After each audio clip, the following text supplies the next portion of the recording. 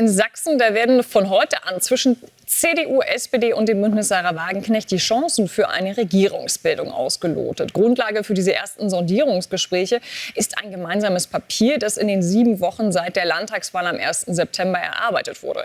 Verhandlungen über eine Regierungsbildung mit dem BSW gibt es auch in Thüringen und Brandenburg. Die Gründerin und Parteichefin Sarah Wagenknecht fordert jedoch bei möglichen Koalitionsbildungen mit den Christdemokraten in Thüringen und Sachsen eine ganz klare Abgrenzung zum Kurs des CDU-Bundesvorsitzenden Friedrich Merz in der Ukraine-Politik.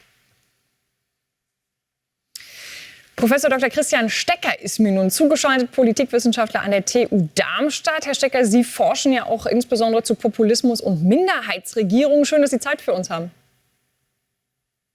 Ja, guten Tag.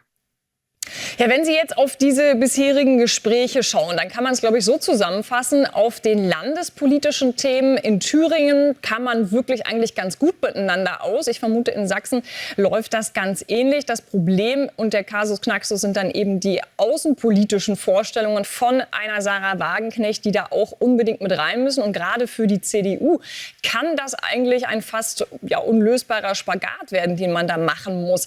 Glauben Sie, das ist irgendwie möglich? Also ist das wirklich eine Option, dass man da Regierungen auf die Beine stellt? Also es ist auf alle Fälle ein Risiko, was die CDU eingeht.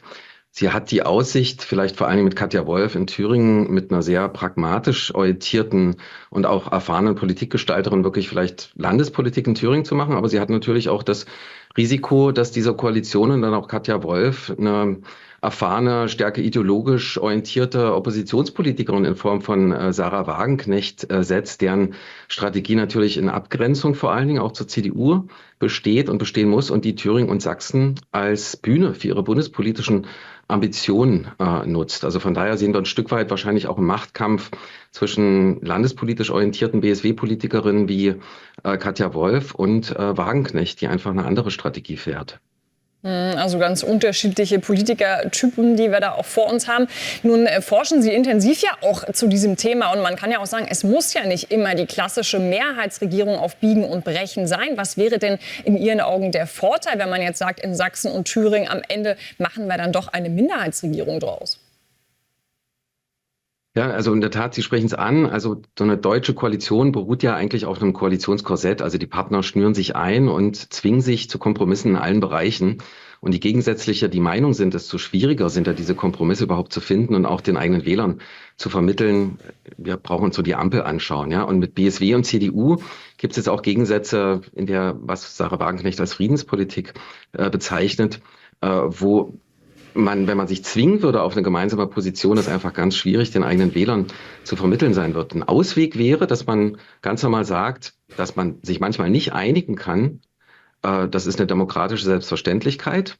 Man macht dann agree to disagree, also man einigt sich nicht zu einigen und schaut dann, wie man trotzdem konstruktiv in anderen Themen weiterarbeiten kann und wie man vielleicht in den Themen, wo man sich nicht einigen kann, andere parlamentarische Mehrheiten findet. Und da findet man in dem Sondierungspapier beispielsweise in Thüringen schon ganz vielversprechende Ansätze. Also überhaupt, dass man mal agree to disagree als Selbstverständlichkeit erwähnt und dass man vielleicht auch versucht, das Parlament etwas sperrig als prälegislatives Konsultationsverfahren ausgedrückt, von vornherein einbindet, um zu schauen, wo es vielleicht Mehrheiten gibt, die nicht unbedingt immer identisch sein müssen mit der Regierungskoalition.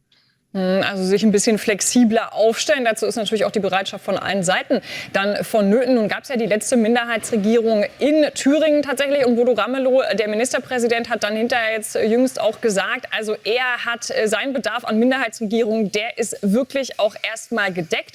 Also vor allem die Schwierigkeit, dann immer wieder bei jedem Thema neu solche Mehrheiten dann auch zu sichern. Ist das nicht etwas, was unfassbar zermürbend ist, auf 5 Jahre gedacht?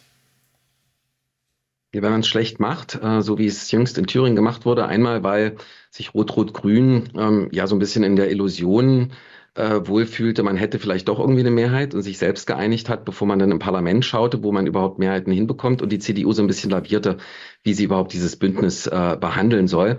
Das war eine wirklich schlecht gemachte Minderheitsregierung, schlechter kann man es fast nicht machen. Wir sollten eher nach Skandinavien schauen oder nach Neuseeland, wo Parteien seit Jahrzehnten demonstrieren, dass stabile, berechenbare Politik und auch erfolgreiche Politik für die beteiligten Parteien möglich ist, wenn man Minderheitsregierungen eben gut durchdenkt, ja, und vielleicht vielleicht auch Abkommen zwischen verschiedenen Parteien ermöglicht, Konsultationsverfahren einrichtet und eigentlich auch jeder Partei erlaubt, sich in bestimmten Erfolgen zu sonnen, dann kann das auch sehr gut funktionieren. Und da hoffe ich, dass jetzt da aus meiner Sicht die Koalitionsdemokratie vor allen Dingen in Thüringen am Abgrund steht, man das nicht fortsetzt, sondern mal diese neuen Instrumente ausprobiert und sich da auch inspirieren lässt von Best-Practice-Beispielen wie beispielsweise Neuseeland. Professor Stecker, dann kann ich ja fast nur hoffen, dass Sie schnell noch ein bisschen Inspirationsmaterial aus dem Ausland nach Dresden und nach Erfurt schicken, um da vielleicht noch ein Drama auch abzuwenden. Ich danke Ihnen jedenfalls ganz herzlich fürs Gespräch. Sehr gern.